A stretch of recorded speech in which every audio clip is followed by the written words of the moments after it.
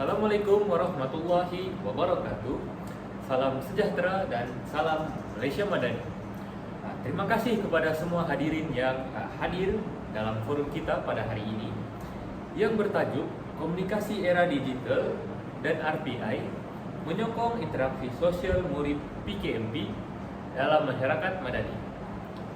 Forum kita pada hari ini bertujuan untuk membincangkan bagaimana kemajuan teknologi digital dan pelaksanaan rancangan pendidikan individu dapat menyokong perkembangan sosial serta komunikasi murid program pendidikan khas masalah pembelajaran yaitu PKMP dalam konteks masyarakat yang adil, inklusif, dan beretika.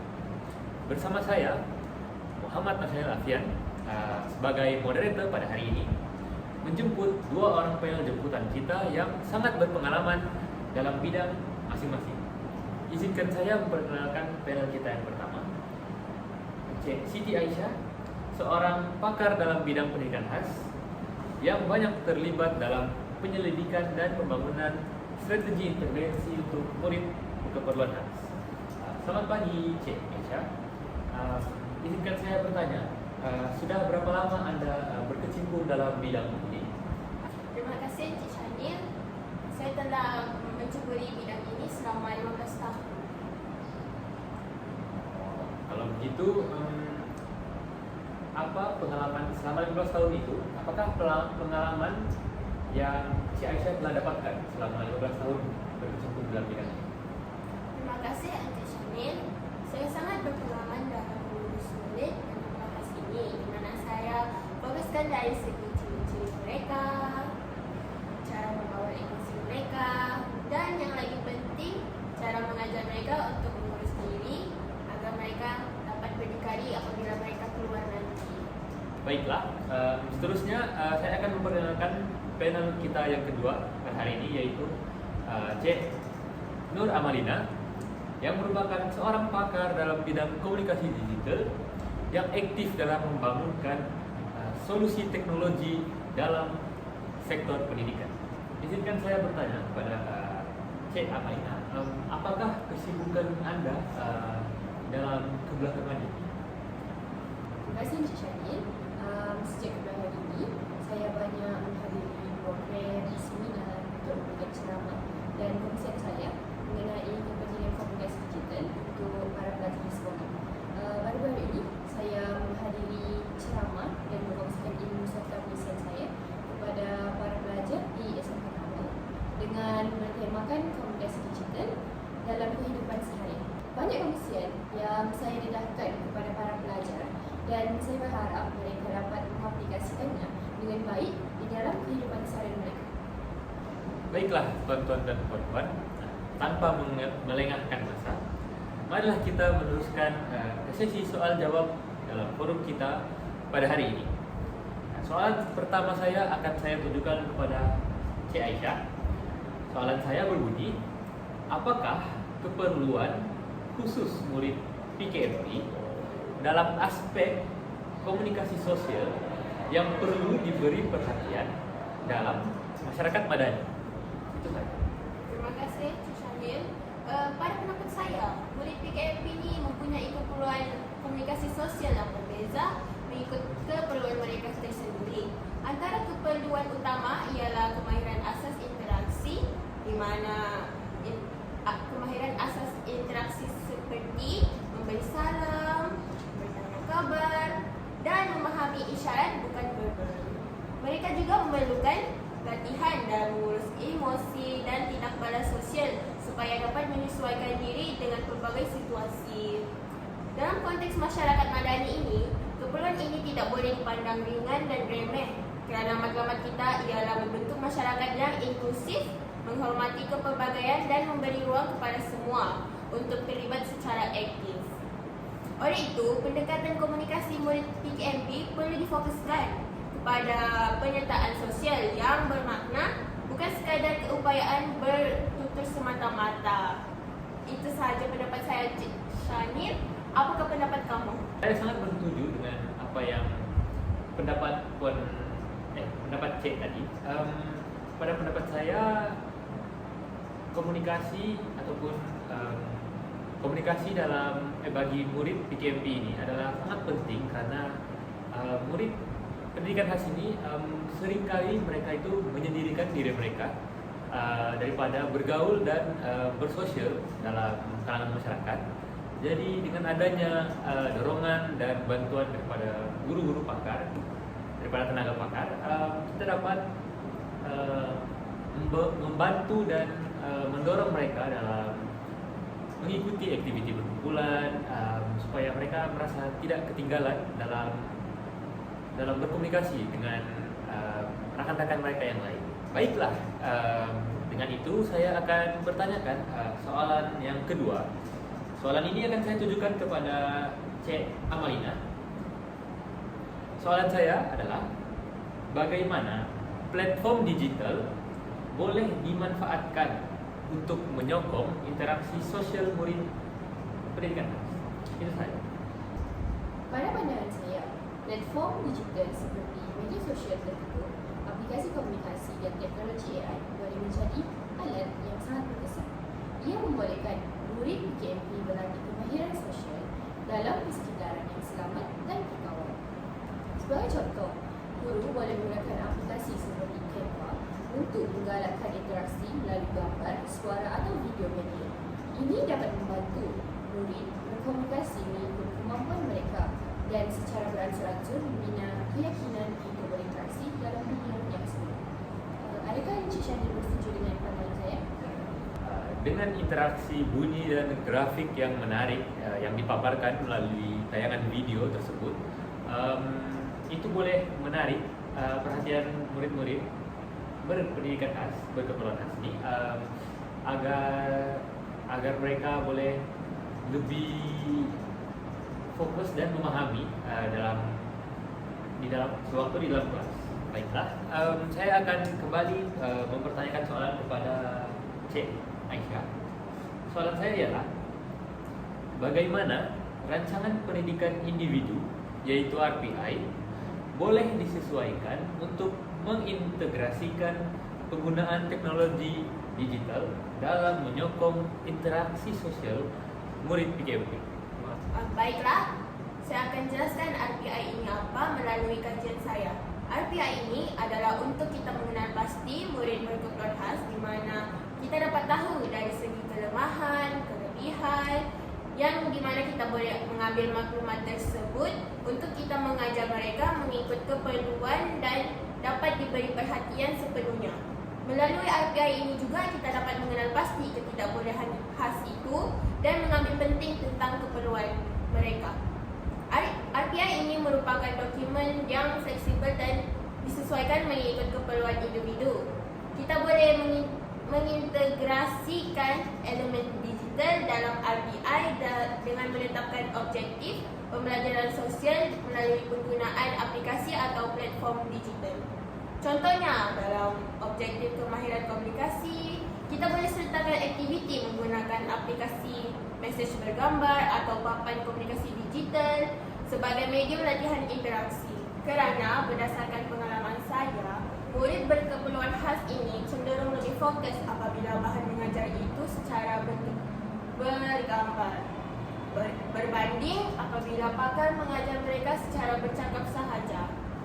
Pendekatan ini bukan sahaja meningkatkan minat murid, tetapi juga menyediakan mereka dengan kemahiran yang relevan dengan kehidupan sebenar dalam era digital.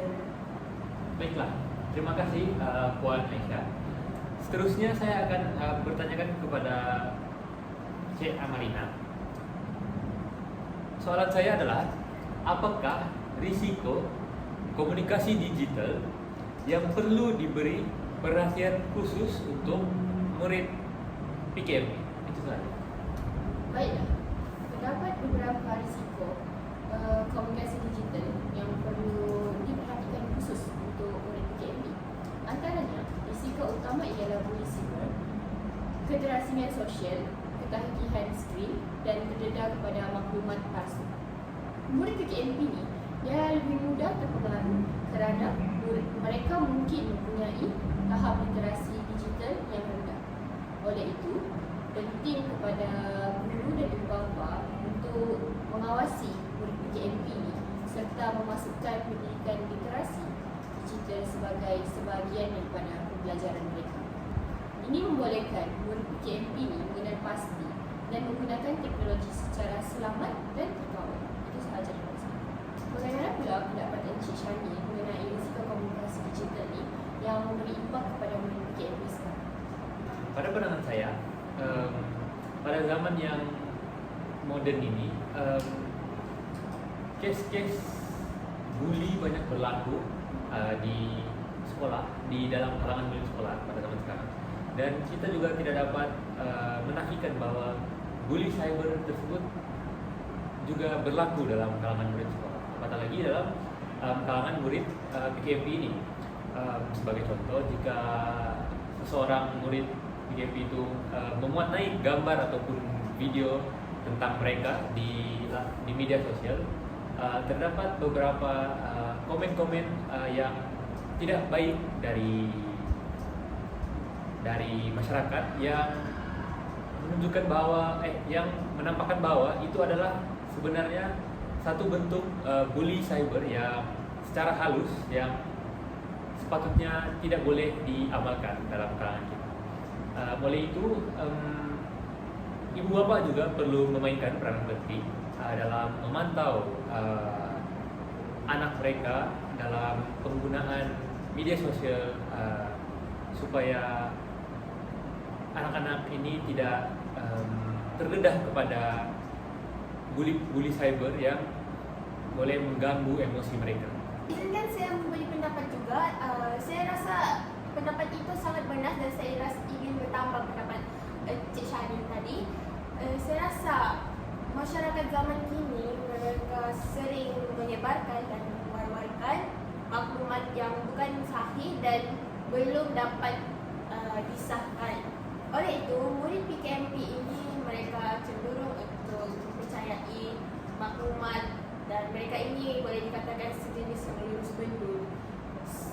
Jadi mereka apabila maklumat tersebut disebarkan, mereka akan lebih percayai maklumat tersebut. Baiklah, sekarang saya akan mengajukan satu soalan terbuka yang boleh dijawab oleh kedua panel. Soalan saya berbunyi, jika kita bayangkan 10 tahun akan datang, bagaimanakah rupa bentuk komunikasi digital yang ideal untuk murid PKMP dalam masyarakat Madani? Soalan ini terbuka kepada siapa yang ingin menjawab dahulu. Izinkan saya menjawab terlebih dahulu.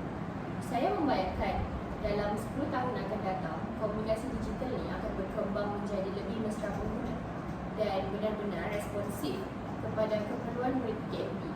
Dengan adanya teknologi pintas seperti kecerdasan buatan AI, realiti maya, VR, dan realiti terimu AR, mungkin murid bukan sahaja dapat mengakses bahan pembelajaran dengan mudah, tetapi juga berinteraksi secara lebih mendalam dan menyeronokkan. Teknologi ini boleh berfungsi sebagai jambatan untuk membantu mereka mengekspresikan diri, membina keyakinan dan melibatkan diri mereka dalam aktiviti sosial serta pendidikan secara setara. Paling penting, komunikasi digital ini tidak lagi dianggap sebagai kemudahan tambahan, tetapi menjadi hak asas yang memastikan murid PKMP ini dilihat, didengar dan diraihkan dalam masyarakat Madani. Itu sahaja pendapat saya. Terima kasih Cik Amalina, iaitu panel kedua kita. Dari sudut pandangan saya pula, saya bayangkan dalam 10 tahun akan datang, kita akan melihat sebuah ekosistem pendidikan digital yang benar-benar inklusif dan menyeluruh. Setiap murid PKMP mempunyai akses kepada alat komunikasi dan peranti digital yang disesuaikan dengan keperluan individu mereka. Sama ada dari segi bahasa, visual, audio, ataupun gaya pembelajaran. Komunikasi digital ini tidak lagi bersifat satu untuk semua, sebaliknya dirancang untuk meraihkan kepelbagaian keupayaan murid. Dengan adanya sistem sokongan yang terbuka dan mesra pengguna, murid PKMP mampu berinteraksi tanpa halangan dengan rakan sebaya, guru, serta masyarakat sekaligus menjadikan mereka sebahagian daripada arus perdana di mana murid-murid biasa yang tidak mempunyai keupayaan. Lebih daripada itu, komunikasi digital ideal ini juga berfungsi untuk mengurangkan jurang pendidikan, memupuk semangat kebersamaan dan memastikan murid PKMP berkembang dalam suasana yang penuh hormat dan bermaruah selaras dengan hasrat masyarakat Madani. Terima kasih kepada Cik Amalina dan juga Cik Aisyah kepada jawaban yang sangat-sangat menarik. Hadirin dan hadirat sekalian, kita sudah sampai ke penutup forum kita pada hari ini. Jelas sekali bahwa komunikasi era digital bukan sekadar soal teknologi semata-mata, tetapi ia adalah tentang memberi ruang kepada murid PKMP untuk menyertai kehidupan sosial secara bermakna dan membina masyarakat yang benar-benar inklusif. Diharapkan forum kita pada hari ini membuka minda kita semua untuk terus menyokong usaha pendidikan khas dengan pendekatan yang lebih kreatif, beretika dan berpaksikan kemanusiaan. Kami memohon beribu kemaafan jika ada sebarang kesalahan dan terkasar bahasa. Sesungguhnya yang buruk-buruk itu datang daripada kami dan yang baik-baik itu datang daripada Allah Subhanahu wa taala saja.